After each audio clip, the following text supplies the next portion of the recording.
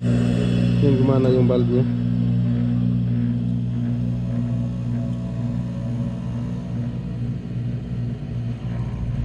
Halo Abu Muhammad.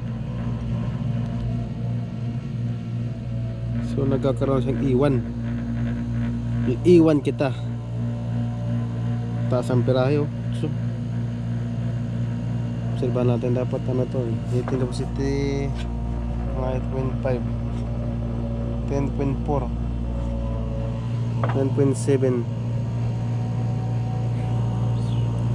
Iwan kita, iwan error code. Ay nako.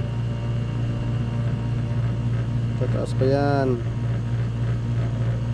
Taas pa yan. Pag tumaas yan, babawasan natin kasi nagkakaroon siya ng ampere. High 10.3. Sukol, wala kami sukol. Berapa sukol na? Ayaw gumana.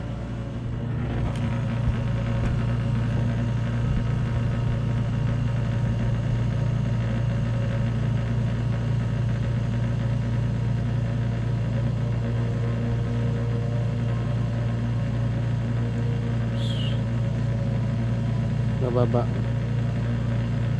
tataas, pababa, tataas, pababa. Bakit ka ba ganyan?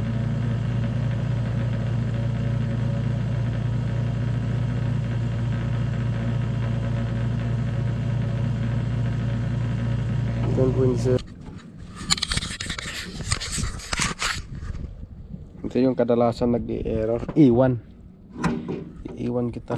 Ito yung pinaka ano, high pressure switch. So pag kaya palitan natin yan, wala, dapat maghinang tayo nyan.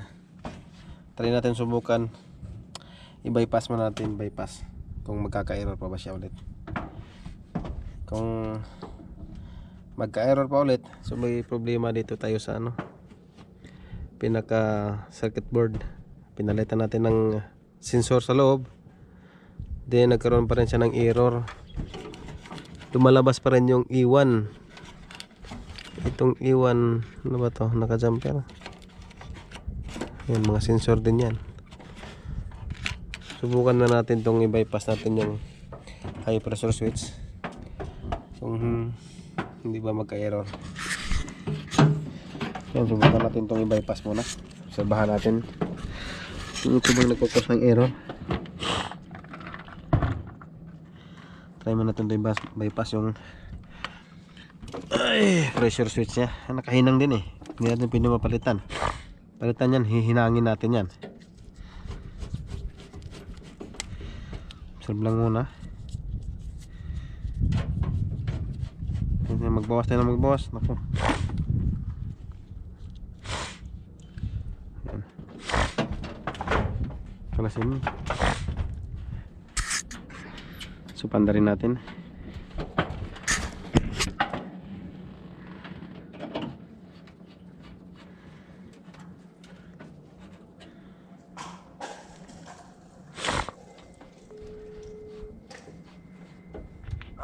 Kalis sokol mo kayo Abu Muhammad?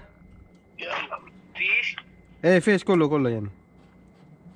ريموت اول شيء فيش بعدين ريموت. مقطع اول بعدين ريموت. يلا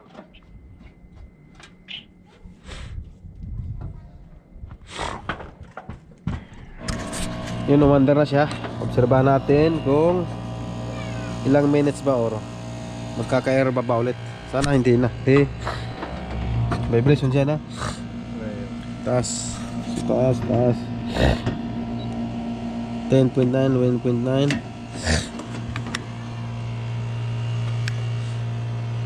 Okay, berayab ni. Kali kita. Dah makan maaf ni. 10.9. Yung motor gumanda. Sana yun lang ang problema. Kung yan ang problema, dapat sabihin natin sa tuner, magpalit tayo ng pressure switch. Dapat backlash lahat yung preon.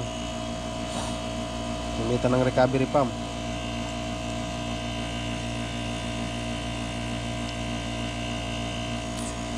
Turon siya ng ano, taas na amperahe. Pag ganyan 9.7 kaya pa niya. Pag umanta na kasi yung fan motor, tataas yung amperahe niya. Obserbahan natin ilang minutes, mga 20 minutes kung okay na ba siya. So okay na. Yung ampere niya 11.8, 11.7 bumababa. Tumataas yung PSI niya. Ito na yung problema niya. So pinaka-pressure switch. So binaypas muna natin dahil nagkakaroon siya ng E1 error. Nagkakaman sa signal na may E1. Yung problema yung pressure switch. Hindi mapaandar yun. 10 minutes lang magkakaroon na siya ng E1. Yun na. Kung maka-encounter kayo ng ganyang trouble E1, check na ninyo yung pinaka pressure switch. Tapos palitan na ninyo kung mayroon kayong available yan. So ngayon, mabypass muna natin. Tapos sabihin natin sa tuner na palitan natin ng pressure switch. Buhat nga ng hihinangin pa yan. Tapos tatanggalin yung refrigerator sa loob bago tayo maghinang. So matrabaho, madugo to. Matrabaho. Tapos prepare natin kung magkano ang madadamage. So okay na yan. Yun lang ang final natin sa diagnose. Na-check na natin kung ano ang problema lumalabas sa E1. Ito lang yung problema niya. Pressure switch.